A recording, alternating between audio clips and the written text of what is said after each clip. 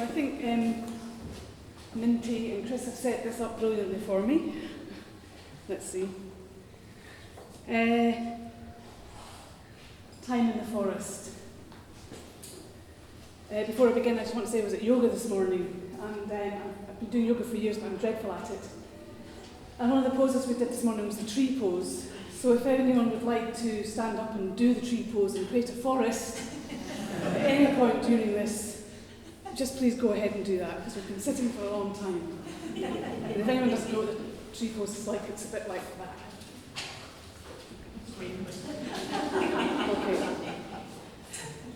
Okay. Time in the forest. Prologue. The autobiographical forest. I am a forester's daughter. My dad used to work for the Forestry Commission. He reckons that over a 14-year period, he planted more than 12 million trees in Argyll, home of my childhood. My father has made a literal impression on the land, but an impression that keeps shifting as the trees keep growing. It's only now, some 4 decades later, that his crops are being harvested. Most of the forests my father cultivated were monocultural plantations, stocked with non-native trees. Trees selected because of their ability to produce the maximum timber in the least amount of time. My childhood was surrounded by these plantations. These were my forests.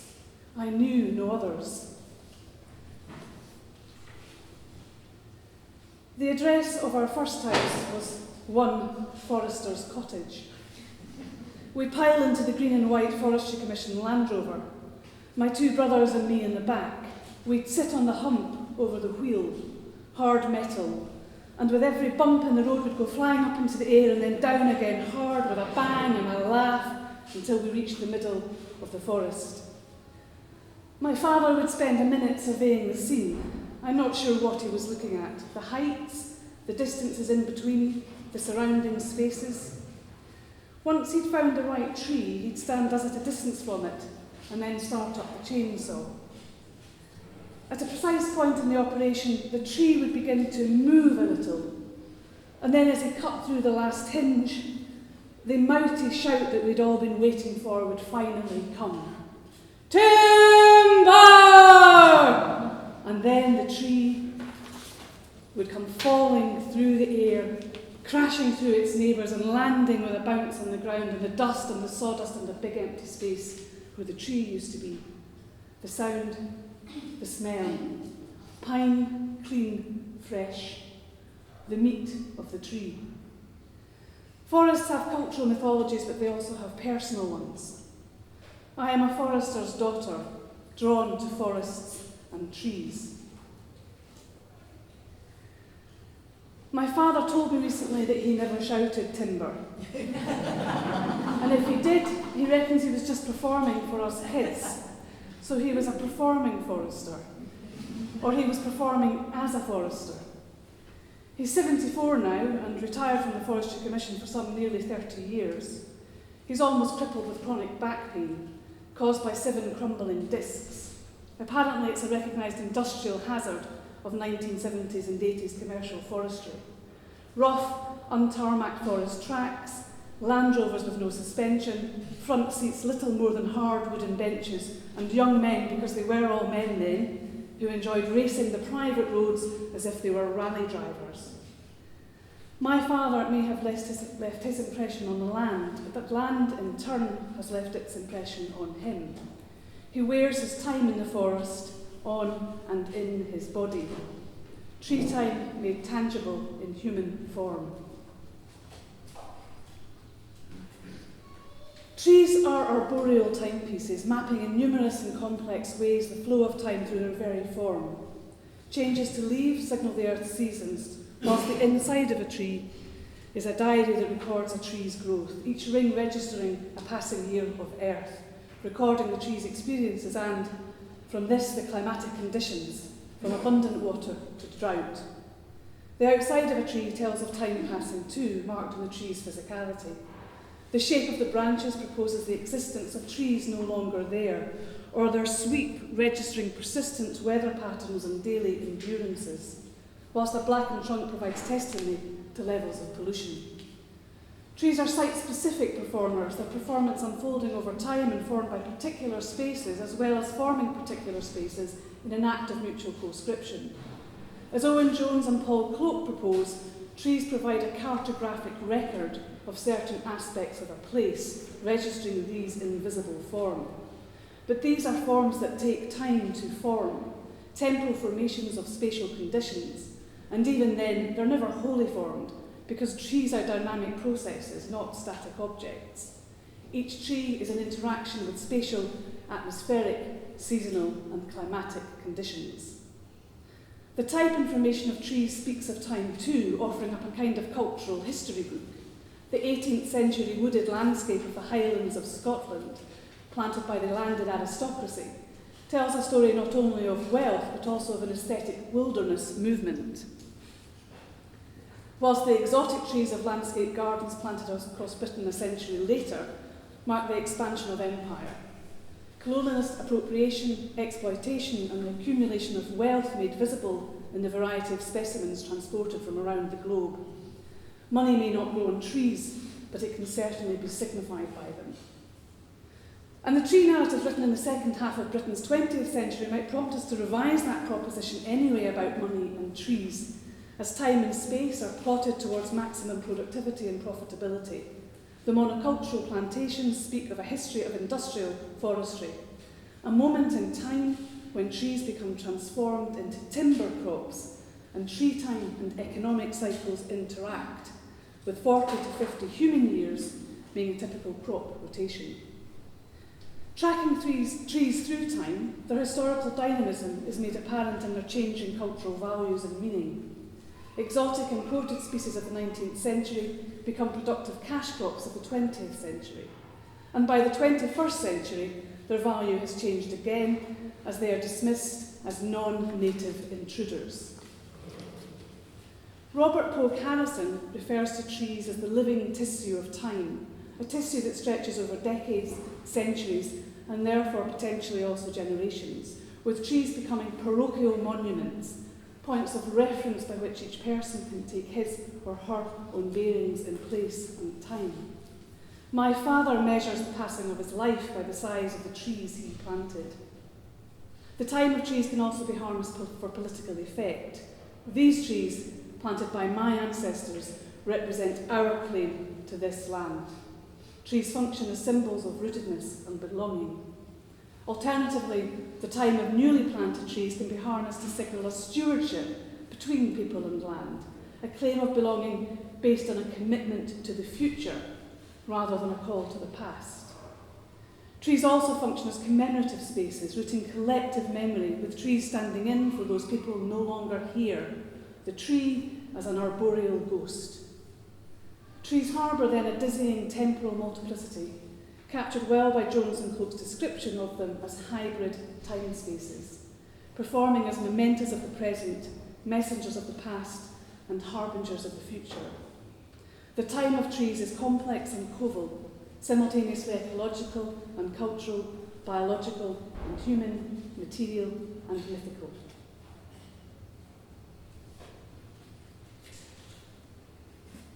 It's the smallest thing, but possibly the grandest gesture you can do today. Plant a tree seed. It can be a pip from an apple, an acorn from an oak, or a winged nut from a maple. You can even go crazy and buy a whole packet of seeds from your local garden centre if you want. All you have to do is make sure they are the seeds of trees that are found naturally or native to the place in which you live. But where do you plant it? On the side of the street, in your garden, in the park, by a lay-by, on the side of a field, or next to a wood. Anywhere where there's space and light. Then all you have to do is 1, bend down, 2, push your finger into the soil to about 2 centimetres depth, or use a pen, and then pop that seed in. 3, then stand on the hole, close it over, and tuck it in. Thanks to the World Wildlife Foundation for this pithy advice. On March the 16th, 1982, Joseph Beuys planted his first oak tree in the German city of Kassel. Each tree paired with a basalt stone column of about 4 feet in height. Tree and stone related to a deliberate state of temporal tension, centuries beside millennia, though we might now also recognise the vibrant materiality of the stone as much as the tree. On the 7th of June 1987, 18 months after Beuys' death, the last of 7,000 trees was planted in Kassel, this one by his son. Commenting on his work, 7,000 Oaks, Beuys stated, quote, "I believe that planting these oaks is necessary not only in biospheric terms, that is to say, in the context of matter and ecology, but in that it will raise ecological consciousness, raise it increasingly in the course of the years to come, because we shall never stop planting. Because we shall never stop planting." And Beuys also stated, "I think the tree is an element of regeneration, which in itself is a concept of time. The oak is especially so because it's a slowly growing tree with a kind of really solid heartwood. It has always been a form of sculpture, a symbol for this planet." Beuys regarded 7,000 Oaks, as I'm sure most of you know, as a living sculpture for and of the long term, a durational work of some 300 years. 7,000 Oaks underscores that the growing of trees takes time, takes tree time. The artist comments that, quote, "It's a time sculpture growing alongside generations of people as they pass through life," end quote. 7,000 Oaks, not yet even 30 years since its completion, if we can call it that, is young, but it's already regenerating, literally and metaphorically. Just a year after the last tree was planted in Kassel, the Daya Art Foundation planted 5 trees on New York's West 22nd Street. And in 1996, it extended the project by planting another 18 trees. In 1997, 7,000 trees were planted at Cass Lake, Minnesota. In 2000, the Centre for Art, Design and Visual Culture at the University of Maryland developed the Joseph Beuys Tree Partnership and planted over 350 trees in various parks in Baltimore, aided by 500 volunteers. In that same year, David Levy-Strauss and about 70 volunteers planted 7,000 oak trees on the hill of Uisneach in Ireland. In 2007, Eve and Franco Mattis began a reenactment of 7,000 oaks in the virtual world of Second Life, with the first tree planted on March 16, 2007, 25 years after the original oak was planted. In the same year, 2007, British artists Ackroyd and Harvey commenced their project, Beuys's Acorns, which uses 300 acorns from the 7,000 trees planted in Kassel. The artists germinated the acorns and transplanted them permanently to another location. Single trees and stone columns have also been planted in a number of places, including Oslo, Sydney and York. Most recently, to my knowledge at least, you may know otherwise, in March 2015, French-born artist Carolina Wendling planted Whitewood, a forest inside a forest near Huntly, as part of her Oaks and Amity work, a commission from Devon Arts marking World War I. Bend down, plant a tree. That is me. Whitewood, created with over 150 people from Huntly and further afield, brings together 49 oaks, grown from Beuys's 7,000 oaks, along with 700 native trees and 1,000 other native flowers, all white. Buried alongside each oak is a slab of stone from France, which in time might well be surfaced from its grave by the roots of the tree. Whitewood is promoted as a living monument to peace, a recognition in part that the devastation of wars is also devastating to vast ecological systems, including but beyond the human. "We shall never stop planting," said Beuys. With 7,000 oaks, he wanted to plant the seed of an idea. In 2011, a tree was planted in Hartwick College in the northern foothills of the Catskill Mountains. Hope Irian, one of the students enrolled in the contemporary art history class at Hartwick College, reporting on the planting of one tree, stated, "When we were studying Beuys' work, his project really struck a chord with us. We were inspired by it because not only is it an impressive artistic statement, but it has a real environmental impact too. Given Hartwick's emphasis on sustainability, we thought it would be a really cool thing to do here. Cool. The effort boys expended to plant 7,000 oaks was immense, and it included persuading city administration to permit the trees to be planted in the city rather than on its fringes, which ultimately required design innovation in relation to utility cables buried underground. It also included raising funds for the project. Boys did a whisky commercial for the Japanese, and working with local people to bring them on board, not always succeeding in this. Planning took time long before the first tree was planted. Arguably it was through this work, not in the moment of planting itself, the social sculpture took root. And in some places this work continues, with local communities stewarding the trees, but not everywhere. Other trees have passed into city care, and other stills have simply not survived. Boy's aspiration for 7,000 oaks was to use the action to engage collective care for and participation in the environment. Tree planting schemes, like the World Wildlife Fund's webpage, place the imperative on the individual, as if, singularly, one can save the planet, and, more worryingly, save the planet simply by planting a single tree. I have sympathy then with Shaw Cohen's critique that trees are enlisted too often as agents of our stewardship over nature, cast as prominent actors on the human stage and deputised there to do our environmental bidding. We plant trees to improve, repair or restore Eden, but we do not change radically our lifestyles or actions. Planting a tree risks being a panacea, a salve to our conscience, a too quick and too certain enactment of reparation. There, it's done. The future is secured by me. On August the 25th, 2012, 2 football matches were played on a full-sized pitch cut into the middle of a spruce plantation forest, located in the borders of Scotland.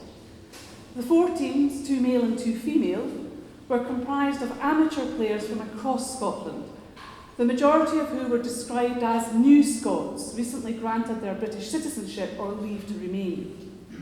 In December 2012, a few months after the football games, school children and some of the footballers planted 800 native trees in the space between the white lines of the pitch.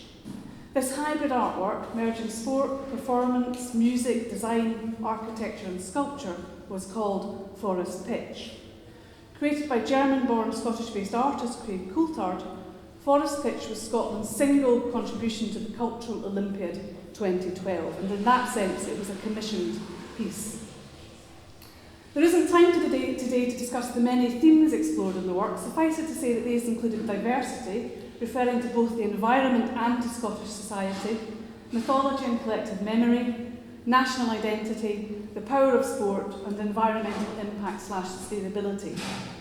The aesthetic modalities offered by the work were relational, participatory and immersive, as well as durational, representational and performative. And the programme's introduction suggests it was intended to be an affecting experience too. Today's Forest Pitch football matches are a very special celebration of sport, the Olympic spirit and Scottish culture. By being here today, you are much more than a spectator. You are at the heart of a bold and joyful arts experience, which is one of Scotland's biggest contributions to the Cultural Olympiad and London 2012 Festival. Hurrah! Let me share my experience of it. Originally scheduled to take place on Saturday the 21st of July, high levels of rainfall have meant a later date. On the morning of the 25th of August, I set off from my home in the city of Glasgow, accompanied by my partner and a friend. We hire a car for the 2-hour drive south. As we arrive at the designated park and ride, the rain bounces off our windscreen. The courtesy bus transports us the short distance to Corrylongmuir Forest, just off the A699 between the town of Selkirk and the village of St Boswells. This is Borders country. People gather inside a marquee in the field, sheltering from the rain and the unseasonably, even for Scotland, cold weather. Eventually we're led across the field towards the edge of an archetypal commercial plantation. A wide muddy path has already been walked between the trees. We enter in procession and before long step out again and into a clearing, a football pitch, A few tree trunks act as seats for spectators, whilst others have been used for fencing, goalposts and changing rooms. It's a full-size pitch and there don't seem enough people to surround it. A brass band plays in the rain as we wait for kick-off. The first of 2 matches of the women's game. The football strips they wear have been designed by primary school children, selected from more than 2,000 entries. All of them reference the assemblage of forest and football. Watching from the fence post, it's clear that some players are not yet fully familiar with the rules of football, though others are skilled.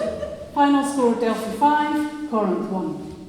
The players from both teams are crowned with green wreaths, Delphi presented with a trophy.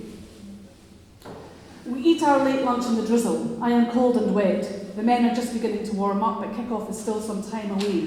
The final score is Nemea 4, Olympia 3. I'm not there to witness this though. 4 hours in the rain has proven more than enough for me.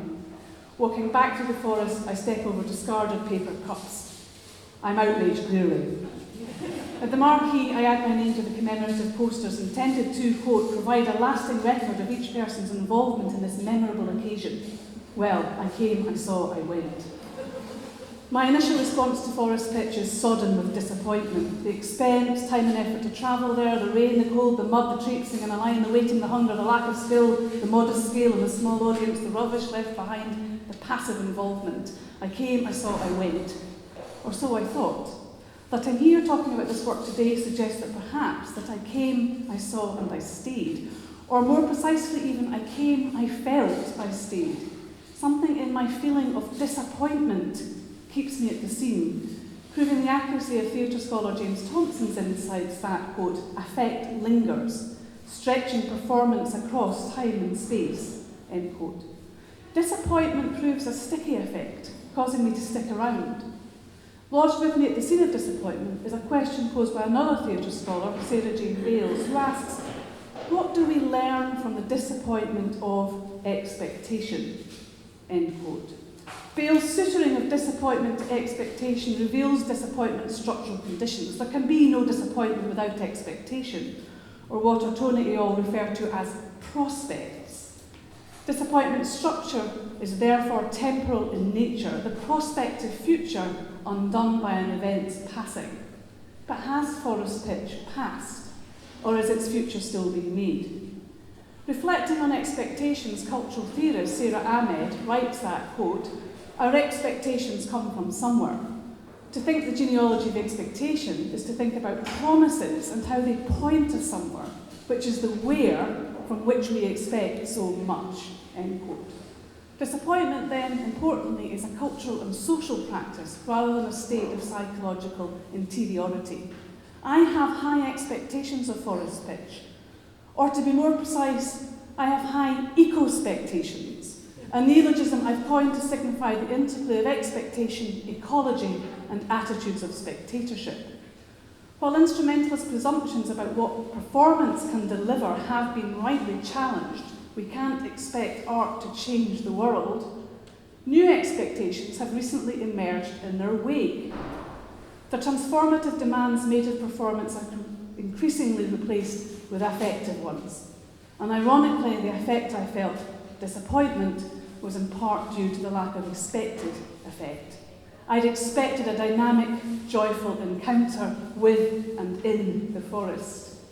Instead, I was cold, wet, and bored. I should be transparent here. I've no interest in football. My attachment is singularly to the forest. While my eco-spectations were informed in part by the event's massive publicity machine, this was part of the Olympics, the Cultural Olympiad, they were influenced as much, if not more, by ecological discourses circulating throughout performance studies. These combine with and extend the affective hopes for performance, a media which always stages an encounter in the here and now, in shared time and space, between me and you, between self and others. We are here and now together. Related to this, eco-spectation signals the prevalence of ecological tropes which reduce ecology to a generic sense of embeddedness and interrelatedness, and propose an ecological performance as one offering a particular modality of what I call affective encountering. And Chris actually set that up nicely for me. Repeated iterations of ideas such as reciprocity, enmeshment, and interdependence, almost always projected positively, are, I think, sedimenting into a repertoire of eco-orthodoxy. In the face of such tropes, we risk presuming at the outset what an eco-performance should be, do, and feel like. So to quote from across a recent edited collection on ecology and theatre, work must acknowledge and keep present the material reality of the more than human world, which will help us find compelling ways to reframe our relationship to it. Work might shock us into recognition of the inescapable interdependencies and shared contingencies. Performance, meanwhile, has the capacity to generate somatic knowledge, a way of understanding the other by going beyond rationalizations and abstractions to embodiment and physicalization. My eco-spectations framed and fixed a work that has significantly not yet taken place, and which in some senses will never take place, or at least not as a framed and fixed event. Forest pitch has considerable and long-term dynamic agency, a collaboration with hundreds of trees, themselves collaborations with time and place. It's an inevitably unpredictable work, a process performance that operates through simultaneous temporalities. August and December 2012 are two highlighted dates in the human calendar, but the work continues to take place daily. As it becomes, over the next 60 or so years, it will be impossible to say that it has ever arrived, has ever been seen, has ever been.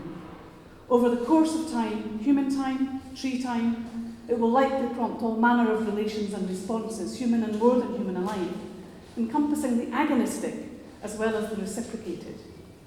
My disappointment then is perhaps that I cannot keep my appointment with forest pitch. It will, it already has, taken place without me. The etymology of disappointment is traced to early 15th century Middle French. To disappoint, to remove from office. Is it possible that it's not the work that disappoints because the prospective future has not yet actually arrived, but that I am disappointed? I am removed from my spectatorial position of certainty and closure. The work remains open to a multiplicity of others and other futures I cannot claim to know. My disappointment, which reorients me here and now to that which takes place beyond and indeed without me, might well be forest pitch's ecological strength. Thank you.